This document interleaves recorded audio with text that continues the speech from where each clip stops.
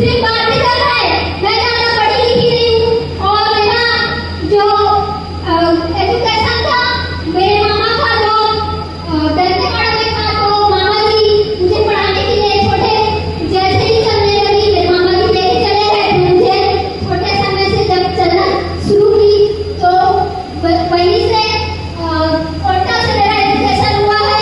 और बस्तर का एजुकेशन आपको पता है कि उतना अच्छा नहीं रहता है, तो वहाँ से मैं पढ़ी लिखी हूँ और 12वीं तक की एजुकेशन की हूँ। और एजुकेशन की बात तुमको 12वीं तक है ना, मुझे नॉलेज है किसी चीज का, कुछ भी नहीं। मैं कंपनियां क्या होती है, संस्था क्या होता है, उसके बारे